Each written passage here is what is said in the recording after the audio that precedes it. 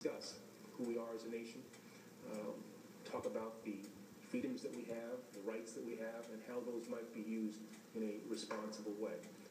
That was Attorney General Eric Holder after the school tragedy in Newtown last week, and earlier today President Obama pledged to push through new gun laws without delay. But where are Holder and the Obama administration when it comes to the guns that fell into the hands of Mexican drug cartels and other criminals?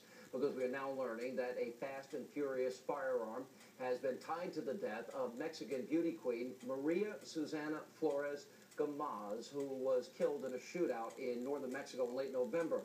So let's get this straight. The same State Department of Justice that allowed hundreds of weapons to fall in the hands of kidnappers and drug dealers and criminals, they're now going to consider taking away guns from law-abiding citizens. If that's not pure hypocrisy, I don't know what is. Here with reaction, Fox News contributor Michelle Malkin. So our government, the Obama administration gave guns to kidnappers, criminals, drug cartels, murderers. These weapons show up killing border agents, but now they're going to lecture America on gun control. I got this straight?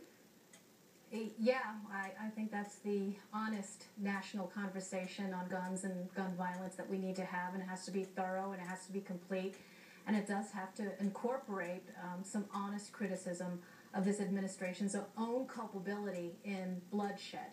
You're talking about at least 2,500 AK-47 semi-automatic assault weapons that were walked across the border with the knowledge and assent and consent of this government. It was a state-sponsored criminal enterprise, and hundreds of Mexican men, women, and children, in addition to 2 border agents and untold other innocent victims, including this latest one involving the Mexican beauty pageant winner, very young, innocent girl who was basically used as a human shield.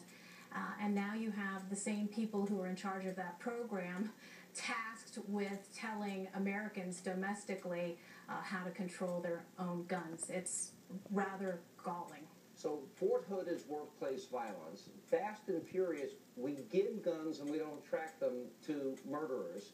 And now all of a sudden we're going to have a discussion, even though not one law that is being proposed currently, not one, would have prevented this tragedy in Connecticut. None of this seems to make sense. But the media is now running with this, fixated on this. They're pushing the agenda. And it appears the president is going forward. Will the Republicans hold the line on this one?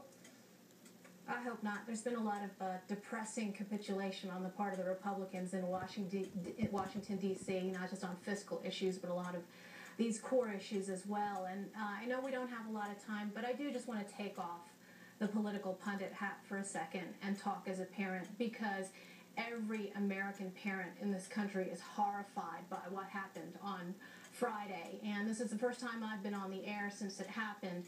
And I have to say, a lot of the political noise that we've heard has just been so unhelpful. And clearly, it is a human impulse to want to tell your own kids, I've got a 12 and a 9-year-old, that you can do everything in your power to make sure that it doesn't happen again. But evil exists in this world. Human conceit throughout human history, of course, seems to pretend that we can prevent the sometimes unpreventable. And when you take that impulse that you need to do something and you turn it into a political football, what you get is more harm than good. This impulse to agitate and legislate and regulate, when the history shows and the reality of this particular situation shows that all of the gun control legislation in the world wouldn't have stopped this madman. Connecticut already has an assault weapons ban, and we need politicians for once to just stop, shut up, and think before they act recklessly again. Well, I said very much the same thing in Monday's commentary on this program, Michelle. Very, very similar comments. And if we're going to have a national discussion, let's have it about mental illness. Let's have it about parenting. Let's have it about, are we allowed to discuss values and how values are not discussed in school? And we remove, does that mean we can now, in this part of this discussion, discuss God in the classroom? Is sure, that and fair, what about, or is it only limited discussion?